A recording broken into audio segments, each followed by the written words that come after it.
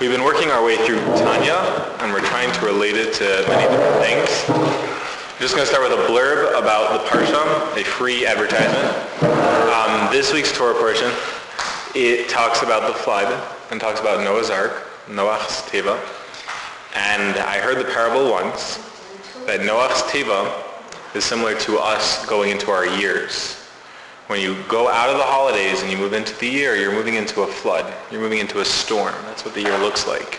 You go out of this protected, beautiful sphere where everything's okay and everyone's happy and everything's all right, and you spend a lot of time in synagogue, and some spiritual twinges happen, and even if not, you're caught up in a wonderful family experience or something else, but things go well. And then you enter the year and everything falls away. It doesn't fall away slowly. It hits you like a tidal wave and just takes you over. And then you got to survive. You got to survive the year, and really it's all the way till Passover. You got to get till the end of the year, and then Passover time, celebrate Passover, and then at least you got the nice weather coming, and hopefully eventually after that will be summer. And even if you don't get the summer off, at least maybe you'll get a couple days, and you got things to look forward to. At least it's not dark all the time, and things like that. And in truth, what we try to do is we try to build a boat around us, a boat of protection, and this allows us to weather the storm. And the question's asked, there's a commentary on the Torah, his name is Rashi, and Rashi brings down two opinions about how they had light in the boat. One opinion, they're both brought in the Talmud, one opinion is that there was a window, and the window let in light. And the other opinion is that there was a gem. And they go into this logical argument, there couldn't have been a window because it was always raining, so what type of light did you get? The gem, how did you find such a big gem? Where did it go? And also, how does that give forth light? And then they go further and further in this debate. But in essence, what are they trying to prove? What are they trying to accomplish? And on a deeper meaning, the window is the idea that inspiration cannot come from oneself. You have to have a window that lets in inspiration from somewhere else. If you're trying to survive this storm, you need something that's giving you light to keep your boat afloat.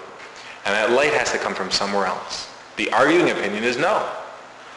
It has to be a gem, which is a light within oneself. And therefore, you have to sustain yourself. And obviously then there's a logical argument. How could you be your own inspiration? You really need someone else to be inspiration. How can you rely on someone else? You need to be yourself. But there's truth to both, obviously. We're not in a boat where we have to decide which one's true. We say both opinions are true. And therefore, while we need to be our own inspiration, we also need to obviously have a sponsor, someone that's constantly guiding us, making sure there's light in our lives so that our boat doesn't sink or we don't get lost in the storm. So on that note, I'm going to jump... Yeah, question? Comment? Ding. Oh. I'm going to jump right into the idea of the Tanya. Is this about the Ark? You were talking about the Ark? Yes, and now I'm going to take this idea and jump into the Tanya. At least I'm going to discuss tonight the idea of the inspiration found within oneself. Someone else, this is a sponsor. We should definitely all get sponsors and see if it works. Work it, and it'll work. It worked for many others. Hard to say it'll fail for ourselves. But the idea of inspiration within oneself I also want to focus on. And it focuses right with the Tanya, the second chapter. The second chapter of Tanya deals with not the human soul, which is what we talked about the first chapter, which is our human natural tendencies. It deals with the godly soul. And there's an idea that within each one of us, there's a soul that's the essence of God. And the difference between the two souls would be, is that one soul is focused on self-preservation. It's focused on protecting oneself. And that's the human natural soul. Our natural tendency is to take care of ourselves. It's not a bad thing. It's a necessary thing. But the question is that when we do things for self-pleasure, it's a form of taking care of ourselves. So therefore it can take us to places that aren't the greatest places. But the godly soul is not self-serving. It's completely ulterior. It's completely to the other side of things. It's completely focused on God, exterior, outside of oneself. And this is a completely different focus. Now obviously, if we had either one, we wouldn't make it. If we were completely focused on ourselves, we wouldn't be able to survive. If we were completely only focused on God, it wouldn't work either, because we would leave ourselves. It's the balance between the two. Yes? Are both souls pure?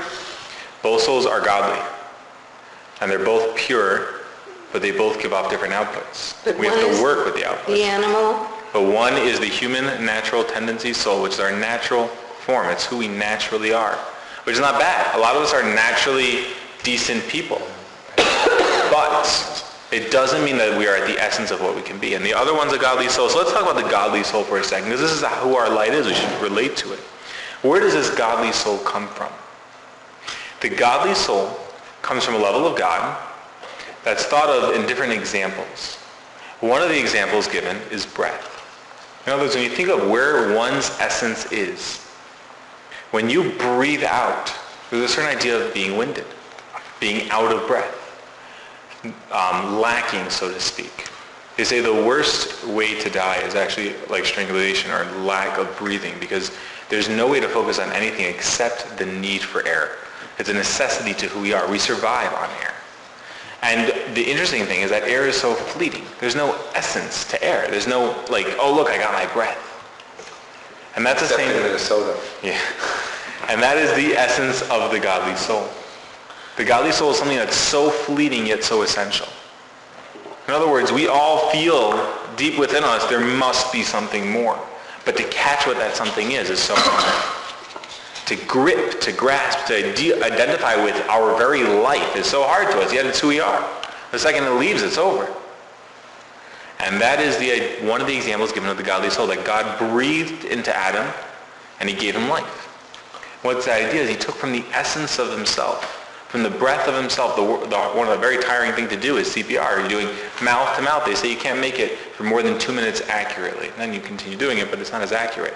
And part of the idea is because you're breathing out, that you're getting exhausted. How many balloons can you blow up before you're tired? This is part of who our essence is. And the soul comes from an essence of God in the same way. That's the first example given. The second example given is the idea of thought. There's different levels of people. There's actions. There's a level deeper than that is speech. Sometimes you say actions speak louder than words, but there's also a truth that words can define things that actions won't show.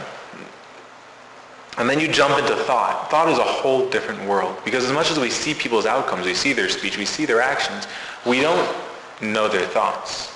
And a lot of times, as much as we feel like we know people, we also know there's a whole side of them we don't know. We just know their display. In work, you see a lot of people smiling all day and giving it their all, and yet you don't really know that they like it. You just know that this is what the job's about. This is the performance. They're getting paid to smile. If they don't smile, the best way to get ahead in the job is smiling. So this is what they got to do. It doesn't mean they like you. You don't fool yourself like that. You say, I know, this is a business meeting. I know what's going on. And the thought is a whole other realm. And the interesting thing is within thought, there's actually two realms. There's thought that already manifests itself in words. We think in words at times. Maybe as like we're trying to think something through, we're actually thinking different problems through. There's a certain clarity there. We know exactly what we're thinking. Sometimes when we talk, other people don't know exactly what we're talking about. But in thought, we know exactly what we think. We understand ourselves entirely. But it's already defined thought. And then there's thoughts which are almost like fleeting feelings, emotions, ideas, concepts which you can't solidify into words. We can't bring it down, but we feel it. And yet we're thinking it. This is the essence of thought.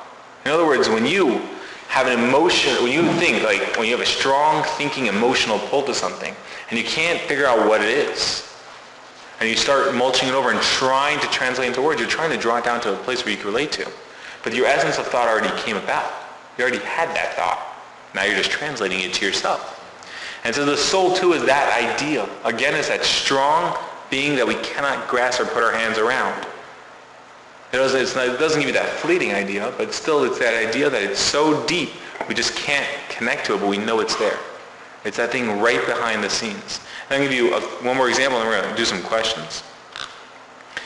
The next way the soul is described is the same idea as birth. That the soul is something that is an essence, drop. Well, the way a person is created is that there's a drop that's given forth, and this begins the form of creation. And then it goes through 9 months of it growing and developing until there's a birth. And the example given is that life itself are those 9 months. There's a drop, there's a point. It's a starting point.